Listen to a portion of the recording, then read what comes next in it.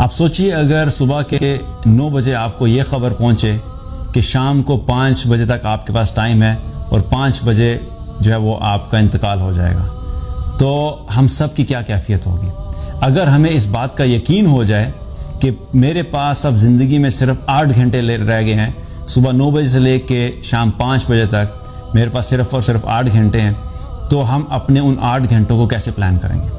کیا ہماری زندگی کی ترتیب ایسی ہوگی جیسے بھی چل رہی ہے؟ کیا ان 8 گھنٹوں میں ہماری فکر یہی ہوگی کہ مجھے کتنے کسٹمرز کو ملنا ہے، مجھے ابھی آفس جانا ہے، مجھے آفس جا کے میرے اتنے پینڈنگ ٹاسک ہیں، مجھے اس کے بعد اپنے بچوں کے لیے پلان کرنا ہے، بچوں کی ایجوکیشن کا پلان کرنا ہے؟ اگر گھر میں خواتین ہیں تو خواتین کیا گھر میں کیسے پلان کریں گی کہ ابھی میں نے کھانا بنانا ہے، پھر کپڑے دھونے ہیں، پھر کپڑے استری کرنے ہیں، پھر فلاں سے ملنے جانا ہے، پھر فلاں میں نے جگہ پہ جا کے شاپنگ کرنی ہے؟ کیا وہ زندگی کے 8 گھنٹے ہم انہی چیزوں میں گزاریں گے، یا کہ ہماری زندگی کی سوچ تبدیل ہوگی؟ کیونکہ یاد رکھیے کہ ہم سب کو اس بارے میں یقین رکھنا چاہیے کہ اللہ سبحانہ تعالیٰ نے جب کسی کی موت کا وقت لکھا ہے تو وہ کسی وقت بھی آ سکتی ہے، اور آنے سے پہلے اس کو پتہ نہیں لگتا۔ عبداللہ ابن عمر رضی اللہ عنہما فرمایا کرتے تھے کہ جب تم صبح کرو تو شام کا انتظار مت کرو، اور اگر تم شام کرو تو صبح کا انتظار مت کرو۔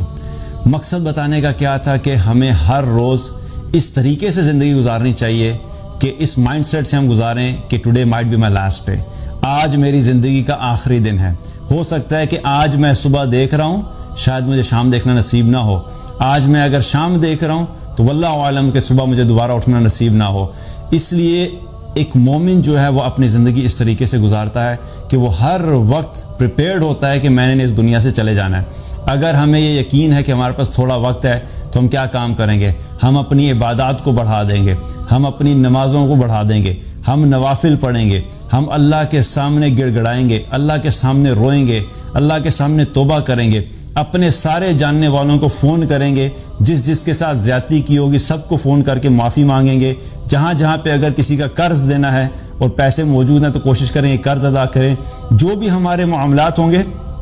ہماری کوشش ہوگی کہ ان 8 گھنٹوں میں ہم اپنے سارے معاملات کلیئر کر کے جائیں، کیونکہ اب میرا اس دنیا سے جانے کا وقت آ رہا ہے۔ اب میں اس دنیا کو چھوڑ کے چلا جاؤں گا، کچھ ہی دیر کے بعد ملک الموت آئیں گے اور میری روح کو قبض کریں گے، اور پھر مجھے اپنے رب کے سامنے پیش ہونا ہے۔ اور میں اپنے رب کے سامنے پیش ہونے سے پہلے یہ چاہتا ہوں کہ میں وہ سارے کے سارے معاملات جو ہیں کلیئر کر کے جاؤں، تاکہ جب میں اپنے اللہ کے سامنے کھڑا ہوں تو میں اس طریقے سے کھڑا ہوں کہ میں گناہوں سے بھی پاک ہوں اور میرے سر کے اوپر کسی کا کوئی حساب نہیں ہو۔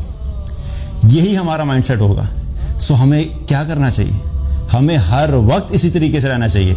اپنے معاملات کو کلیئر رکھنا چاہیے، ہر روز اللہ کے سامنے توبہ کرنی چاہیے، ہر روز گناہوں سے بچنا چاہیے، ہر روز زیادہ سے زیادہ اللہ کی بندگی کرنے کی توفیق کی کوشش کرنی چاہیے، اللہ کی عبادت کرنے کی کوشش کرنی چاہیے۔ اگر لوگوں کے ساتھ کوئی لین دین ہے تو کوشش یہ کریں کہ اس کو کلیئر رکھیں۔ اگر کسی کے ساتھ زیادتی کیا تو اس سے معافی مانگ لیں، کسی کا دل دکھایا تو اس سے معافی مانگ لیں۔ اگر کسی کے ساتھ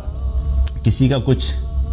آپ نے رکھا ہوا ہے اپنے پاس، کوئی امانت ہے، تو کوشش کریں اس کو ادا کریں۔ ایک مومن جو ہے وہ ہر وقت اپنی زندگی میں ایسے ہی ہوتا ہے کہ بس وہ اس دنیا سے جانے کے لیے تیار ہوتا ہے۔ So we have to leave like that, کہ